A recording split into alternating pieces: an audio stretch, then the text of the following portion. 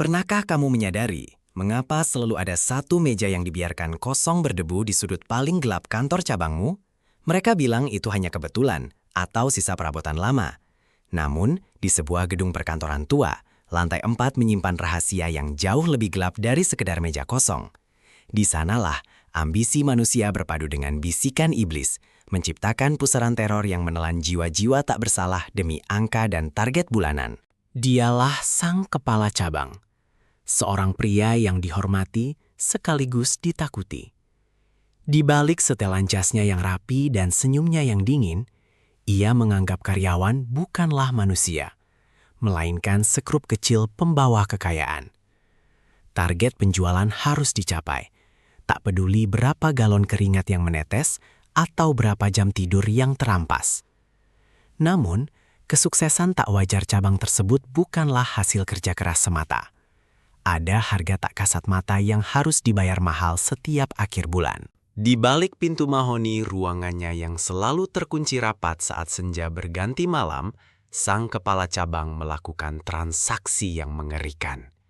Ini bukanlah pertemuan bisnis biasa, melainkan sebuah ritual pesugihan korporat modern. Ia tidak mengorbankan kambing atau ayam hitam, melainkan tanda tangan, energi, dan perlahan nyawa para bawahannya.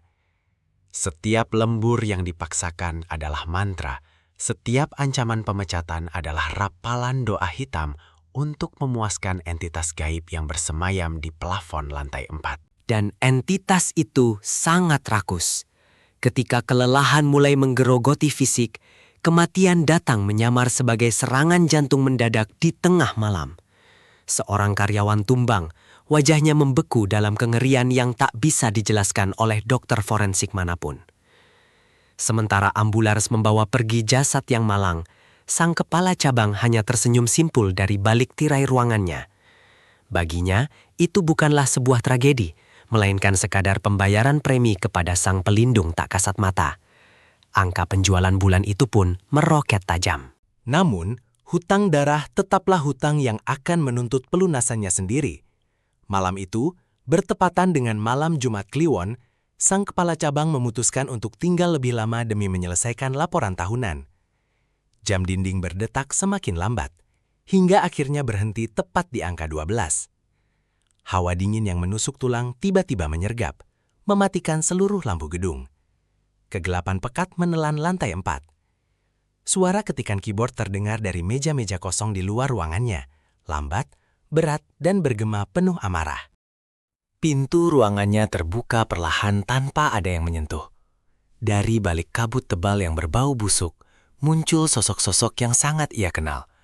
Mereka adalah para karyawan yang telah ia peras hingga mati. Berjalan terseok-seok dengan wajah pucat pasi, bola mata putih kosong, dan leher yang patah akibat tertidur di meja kerja selamanya. Mereka tidak datang untuk meminta kenaikan gaji. Mereka datang menagih sisa waktu, sisa hidup, dan nyawa yang telah dirampas demi pundi-pundi kekayaan sang kepala cabang. Sang kepala cabang berlari sekuat tenaga.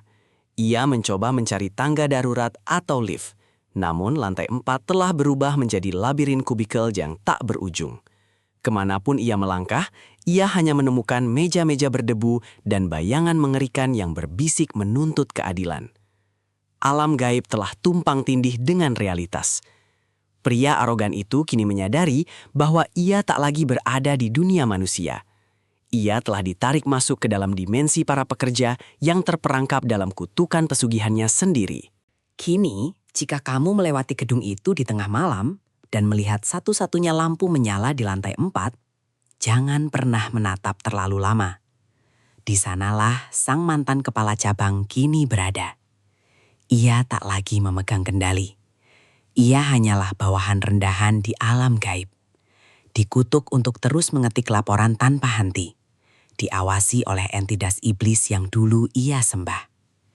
Ia terjebak dalam shift malam abadi, membayar setiap tetes keringat karyawannya dengan siksaan yang tak akan pernah usai. Selamanya.